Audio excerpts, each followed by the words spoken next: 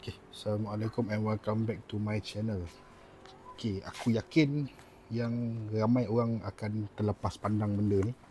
Benda ni ialah filter aircon. So, ataupun dia panggil cabin filter. Cabin filter located dekat belakang kita punya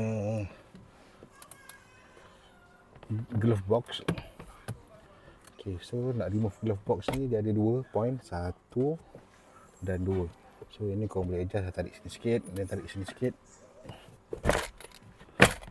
Lepas tu kau boleh cabut. So dia punya cabin filter tu terletak di belakang ni. Okay, so dah cabut 1, 2. Kau kepit je ni nak cabut lah. Ni kepit. Lepas tu boleh bawa keluar. So yang ni 3 tahun punya cerita. Okay, this is 3 years punya rupa. Aku tak pernah tukar benda ni. So this is the first time aku nak tukar. Tengok. Okay, secara kasarnya bila benda ni tersumbat ataupun filter ni tak ditukar ataupun tak di service regularly, dia akan impact kepada you all punya fuel consumption. So ni dia punya tapak dia. Kita cari wet tissue nak lap sikit. Alright. Okay, let's continue. So untuk membersihkan kita punya casing, aku pakai wet tissue. So kita just lap kita punya ni, clearkan daripada abuk-abuk, bagi dia bersih sikit. Celah ni ada dia punya dust yang dah melekat. Tengok ni. Okay, so yang ni kita clean up. Then we are good to go.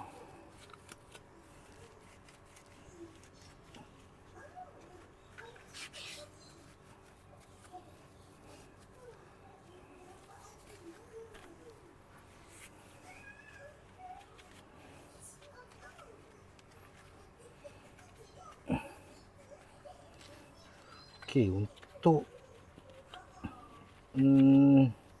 semasa penukaran ni kau boleh check dekat Proton Service punya recommendation berapa lama nak tukar. So, jangan bagi terlalu lama tak tukar sebab dia memang kalau betul-betul tebal dia akan effect kepada you all punya fuel consumption tau. Aku pernah kena dekat Gurun Saga tu, bapak tiba minyak kuat. Dan one fine day aku buka dan masa tu kira dah to the point yang buka aircon rasa macam benda sejuk tapi tak rasa angin kuat. So aku belajar dari pengalaman, aku berharap korang dapat belajarlah daripada aku punya kesilapan. Alright, dah bersih, kita lap bagi kering, then we are good to go.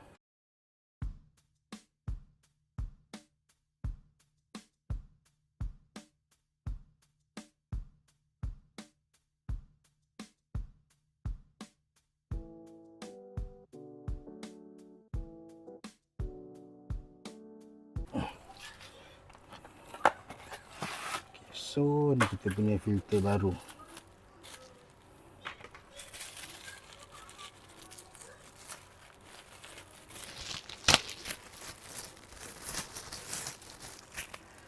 Okay, filter ni dia tunjuk airflow di mana.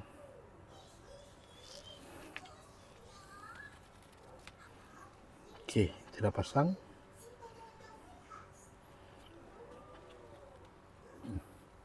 Okay, buka sikit tunjuk balik. Okay, so airflow ni menghala ke atas. Okay, nak panas tunjuk ke atas. Okay, then dah complete. Kita boleh pasang balik dekat kita punya aircon blower. Okay, ni kita punya aircon blower. Yang ni kita punya filter. So kita just slide in masuk. Lagi simple lah daripada certain kereta. So just tolak masuk sampai ada bunyi 1, 2 kali bunyi. And then kita boleh masuk balik kita punya glove box. So glove box ni daripada bawah tapak dia masuk. Okay, cun dan okay, kita adjustkan belah tepi, tarik sikit masuk. Okay dah, 1, 2 pun dah masuk. Dah siap. Okay, so you all boleh test untuk buat kereta sendiri di rumah. Kalau sesiapa nak aku buatkan, korang boleh beli barang dan aku boleh pasangkan dengan reasonable punya cost. Okay everybody, thank you very much for your time. Assalamualaikum warahmatullahi wabarakatuh.